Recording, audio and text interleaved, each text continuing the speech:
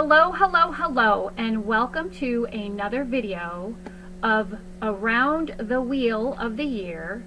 And today we are going to talk about a holy day known as Epiphany.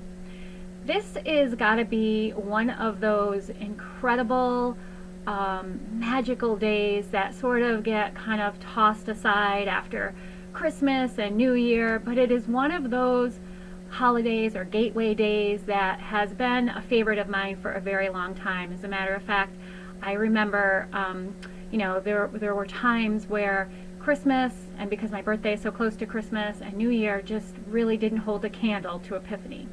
So let's talk a little bit about Epiphany.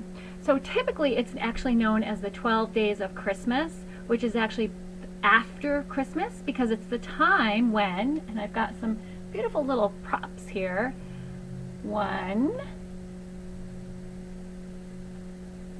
2, and 3. The 3 wise men made it to the manger in Bethlehem to see the little baby Jesus was born. So those 12 days of Christmas that we have come to know are actually supposed to be after Christmas, leading up to today, January 6th, which is when the wise men, what we know as the 3 kings, and even the magi, followed the Bethlehem star, followed that bright, beautiful, wonderful, majestic star to the birth of Christ. Now, some things that you didn't know about that is it's actually called the 3 King Day, okay? And also, each one of those kings, supposedly there was one that came from Asia, there was one that came from Africa, and there was one that came from Europe. And each one actually came riding, one came riding an elephant, one came riding a camel, and for the life of me, I cannot remember who rode or what animal was the third. So maybe you can do a little bit of research on that and let me know in the comments below. So 3 different kings from 3 different continents traveling on 3 different animals. That's pretty profound, all to see the baby Jesus, the newborn Jesus, the newborn king being born.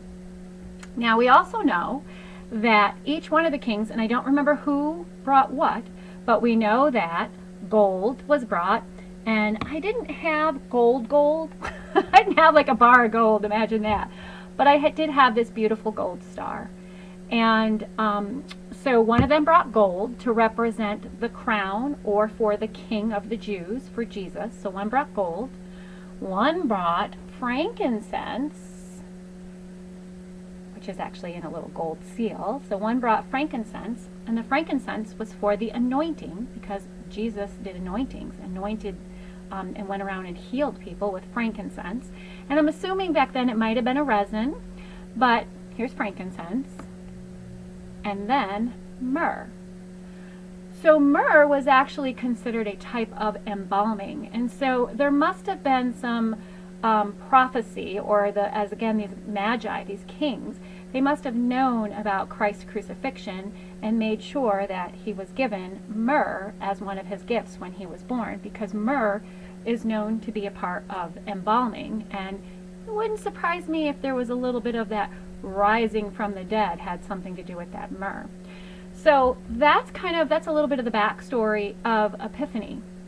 What else is really, really cool about Epiphany that you might not know is in this date, January 6th, in the calendar year, it is supposedly said that Jesus was baptized by John the Baptist on that same exact day, January 6th, as well as he did his very first miracle, which was at the marriage of Cana, where he turned the water into wine. So as you can see, this is a miraculously wonderful time to be embracing that beautiful star of Bethlehem. Now, the other thing that's so cool about Epiphany, actually, you know what? I'm going to hold that till the very, very end. The very last bit I'm going to hold. It's like the most important part of this day.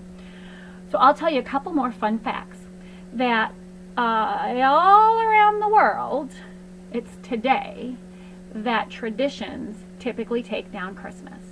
So it's either today or after today. And believe it or not, in some countries, the children still get presents.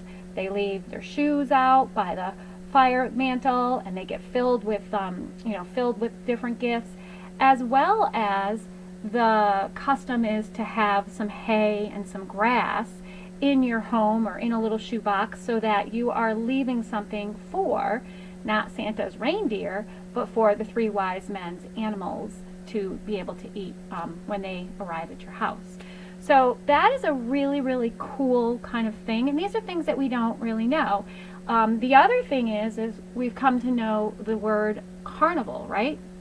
Mardi Gras starts, I believe it starts somewheres around, well, we know it leads up to Lent, and that is part of what Mardi Gras is.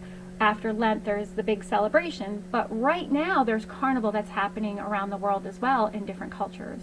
And because today is Three Kings Day, or King's Day, the king cake that I personally learned from my parents when they went to Mardi Gras and Carnival a few years ago, was the king cake was a cake that was you got on Mardi Gras, and it was colorful and had all these different colors which represented the colors for New Orleans at the time.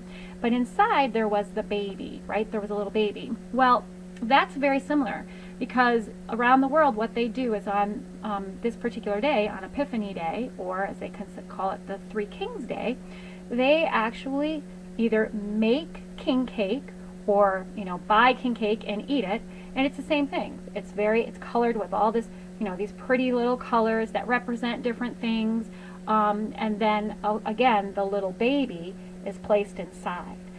So it's kind of neat, because all of these customs and these traditions somehow link together and make us feel closer to each other than maybe we've ever really thought, that we were, or weren't for that matter. And so that's really neat.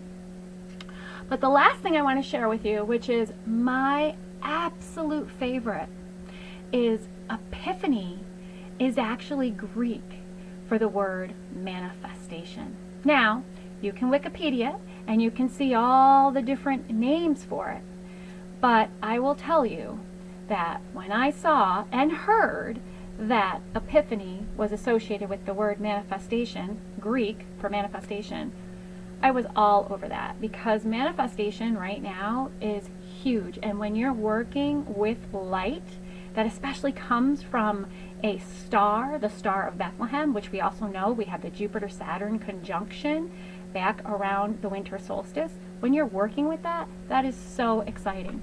So no matter what time you are watching this video, no matter what time you think about it, and we all have heard, oh, I have an epiphany, an aha moment, an enlightened moment, those are times of manifestation, and that is very, very magical. So I am going to leave you with this last verse of We Three Kings of Orient Are. Not last verse, but one of the best verses. Star of wonder, star of bright light,